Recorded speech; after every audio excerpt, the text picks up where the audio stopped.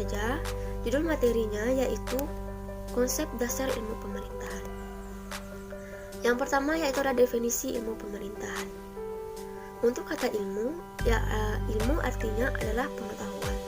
Sedangkan untuk penjabarannya secara luas, menurut KBBI, ilmu adalah pengetahuan tentang suatu bidang yang disusun secara bersistem menurut metode-metode tertentu yang dapat digunakan untuk menerangkan gejala-gejala tertentu di bidang pengetahuan itu. Sedangkan untuk kata pemerintahan berasal dari kata perintah yang berarti melakukan pekerjaan menyuruh. Sedangkan untuk kata pemerintah berarti badan yang melakukan kekuasaan memerintah atau alat perlengkapan negara.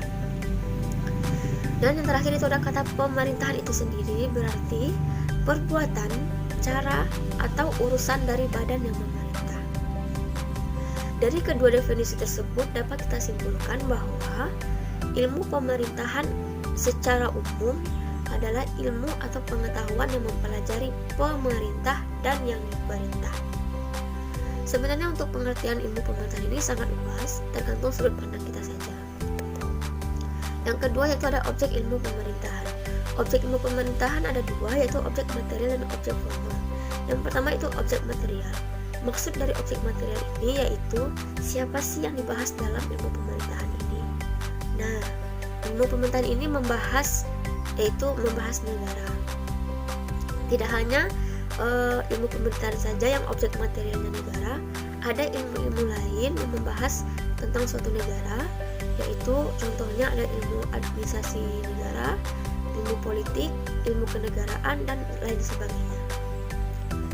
Hanya saja ilmu-ilmu tersebut berbeda dalam objek formalnya. Nah, yang kedua itu ada objek formal.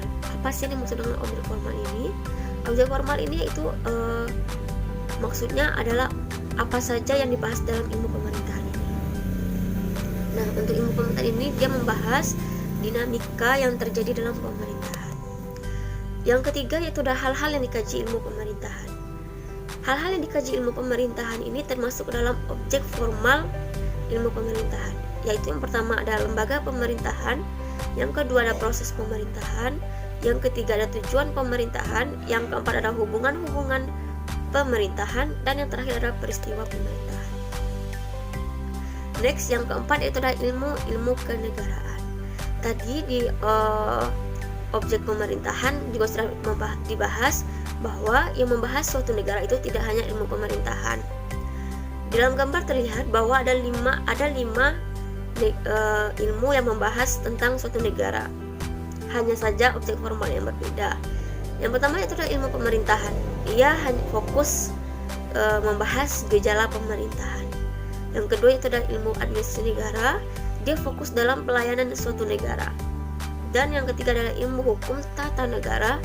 Dia hanya fokus dalam peraturan-peraturan negara. Yang keempat ada ilmu negara, dia fokus ke dalam konstitusi.